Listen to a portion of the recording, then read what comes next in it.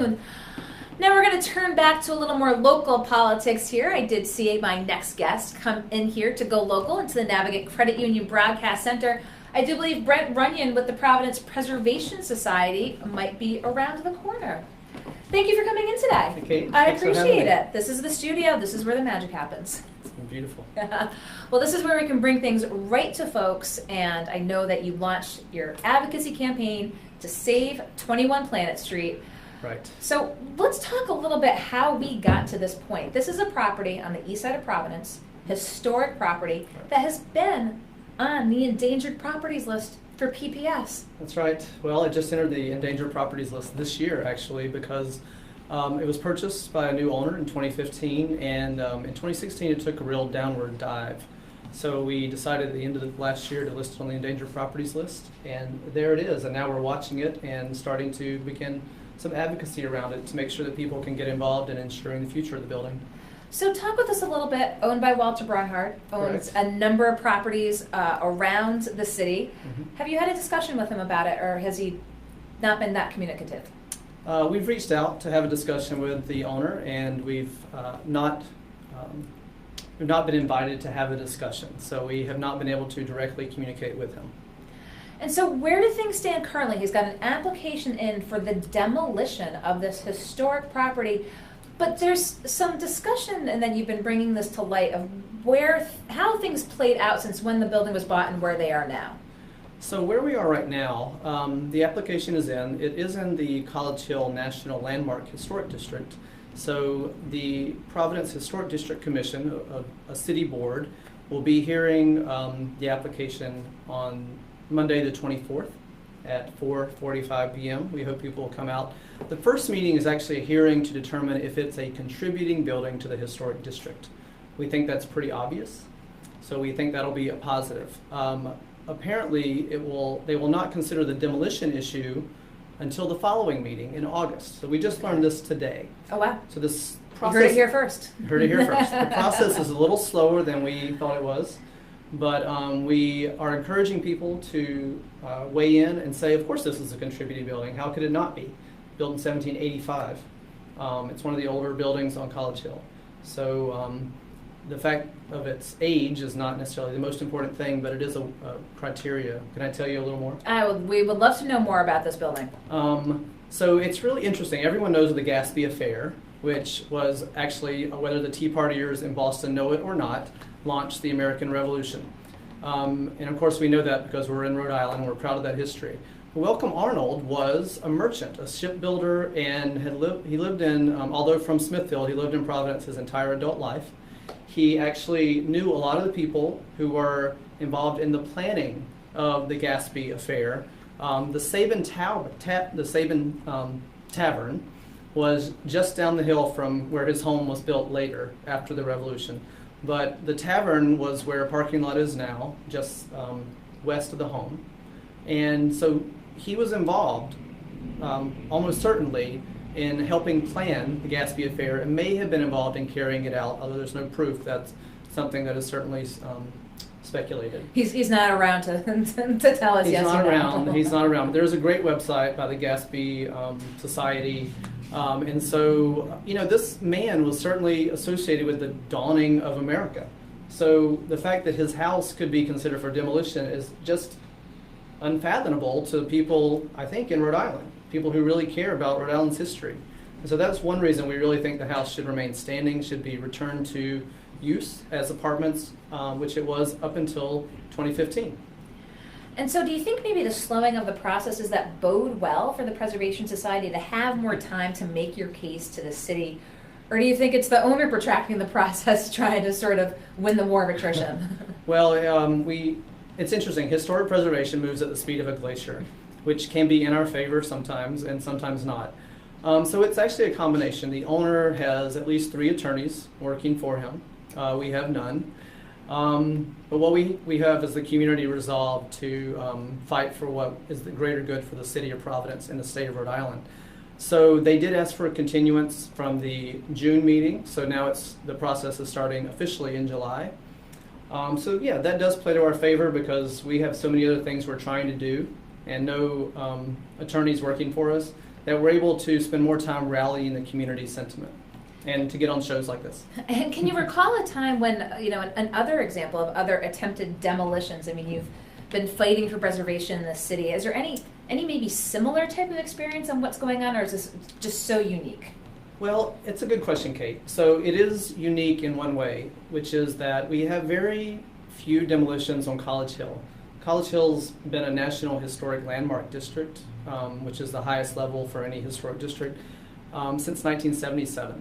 And so we've had very few demolitions in that time, especially of buildings from the 18th century.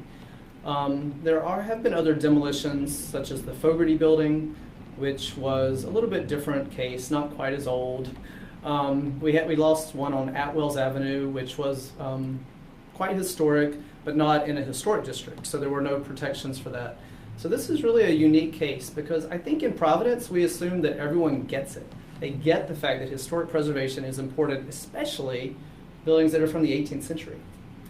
And so there's going to be the meeting taking place this month, and then the follow-up meeting taking place about the actual demolition itself.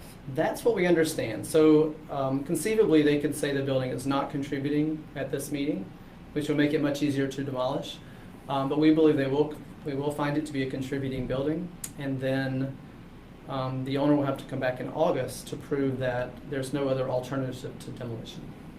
And let's talk a little bit. I've seen some talk, from folks in the community that the building might have been in better shape when the building had been bought, and now here we are in 2017, maybe allowed to sort of deteriorate at a rate that would not have otherwise been the case had someone not wanted it to do so.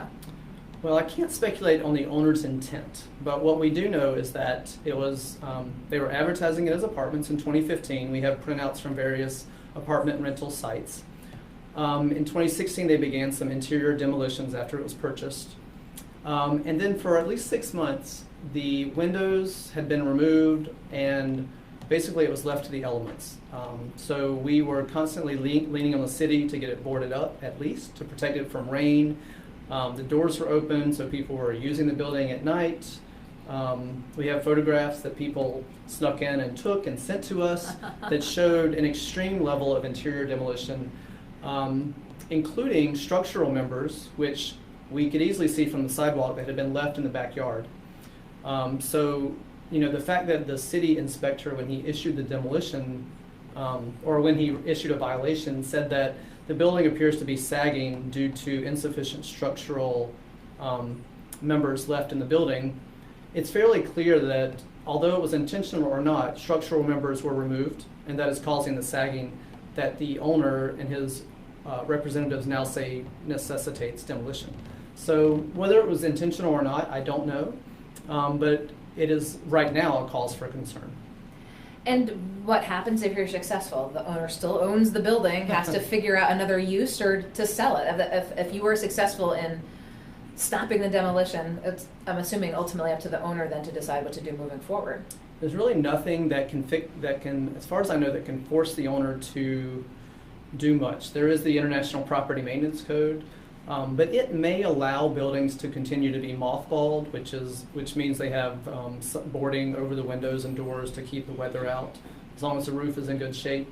It may allow that, which is okay, because sometimes owners cannot afford to fix their buildings up just because we think they should be.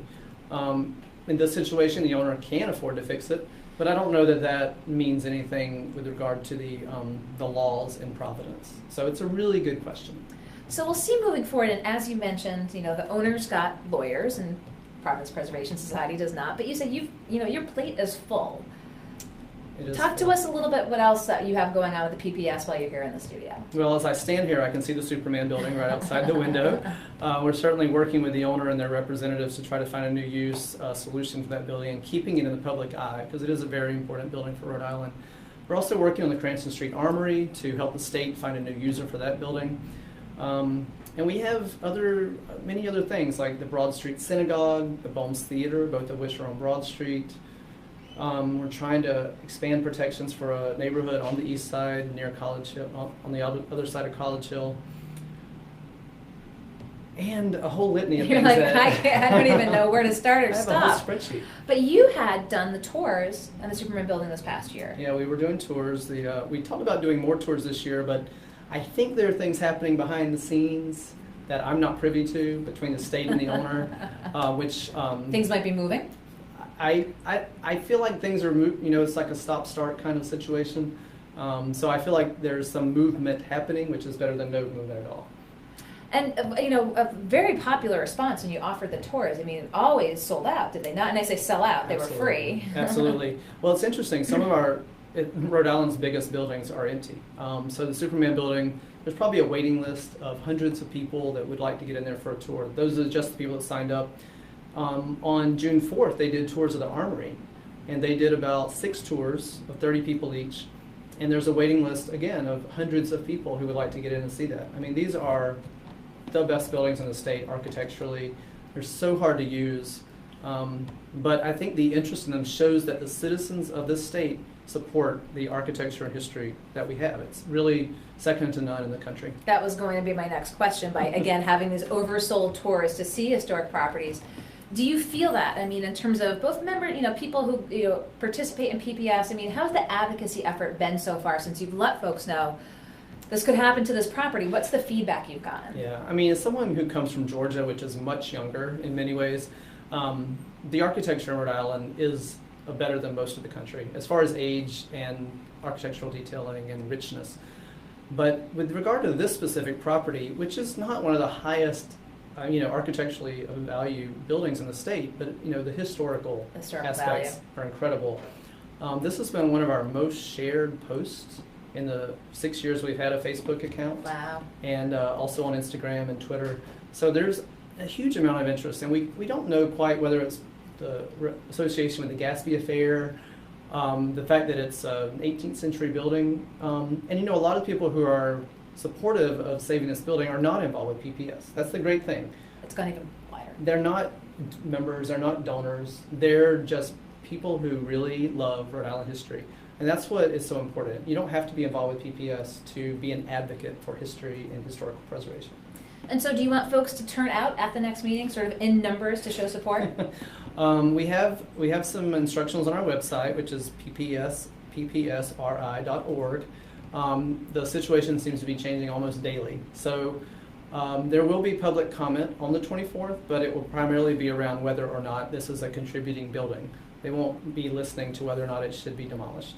So that'll happen in August. Just step one. Right. So the August meeting of the Historic District Commission, which is the 4th Monday of the month, is really where people can show up and say, hey, this building should be saved. So that's what we're encouraging people to do. And you've gone to a lot of the buildings meetings. Yeah. Could it possibly be protracted? There's sometimes not quorums. There have been times when there are not quorums. I think right now the Mayor Lorza has appointed enough people that we now have a quorum every month. And so everyone's focused on this, and it's got a hashtag. You're trying to make this viral. Save 21 Planet, is it? That's right. Save 21 Planet. And for folks to get an idea of where it is, because I've driven by it, kind of by the cable car. It's right, the street right next to the cable car. You just go up the street, you'll see this really long greenhouse. And it's right behind the Burnside Mansion, which is on Benefit Street, which is a really well-known brick mansion from General Burnside. So yeah, it's a really prominent location. So it's interesting. When I drove by, I saw all the boards. But if you go, I believe, to Google Earth, if you take a picture of it, it shows it when those windows were open. Oh, interesting. How long have those boards been up there for? It was phased because we, after a couple months, we asked the city what they could do. We researched the International Property Maintenance Code. We got the city to send a letter. They sent a letter, and the first floor was boarded up. We sent another letter a couple months later and said it's the whole building. So after probably 6 months, the building was fully boarded up. So Google Earth is a little bit out of date. Yeah, but it's been boarded up now for several months. Okay. Well, it did show, as you said, that point in time when windows were open and things could have happened to the property. I mean, people were sleeping in there. Squatting, Absolutely. huh? There were squatters. I mean, we know that Providence has some problems with homeless people. And so, the fact that people are looking for a place to sleep at night is not uncommon, especially over the winter. And I know you're on the Preservation Society of things, and there is an owner who is a business person who's trying to achieve their own ends. Right. Is there such a need for housing or young professional housing on the east side that you would tear down a historic building to get 10 or 12 new units? Well, what's interesting is that he apparently told someone, maybe the city, that he would build back an exact replica. Right, so he could return it to return that spot to a place of usefulness for the same number of housing units, or maybe more, depending on zoning. But really, it's not the same. A new building does not have the patina. It doesn't have the wood that was carved, 200 and something years ago. It's just not the same. It will never replicate the building that's there, even though the entire interior has been gutted. There's still enough there that Welcome Arnold painted, that he touched every day, that gives it an association with history that a new building just cannot replicate. And so we support new buildings on College Hill. There's one being built on Canal Street that's very tall. But really, buildings this old, they don't make them every day. They certainly don't. How often does the city have to deal in a historic district? You focus a lot on these big buildings and making sure that they're around, but just sort of the little nuanced things. Someone paint something the different color. I mean, folks know when they live in these districts, but things maybe not kept up the way they're supposed to be. And I know there have been questions about this with the owner with other properties. And how involved is the city with that, saying, you need to put a fresh coat of paint, or you can't have a carport there, Danny Amendola. Right. Well, there are guidelines. You can't. They have a property maintenance code, which is separate from the historic district guidelines. Okay. And so the city of Providence doesn't have enough inspectors to really go around and look at people's houses and say, hey, you need to do this or that.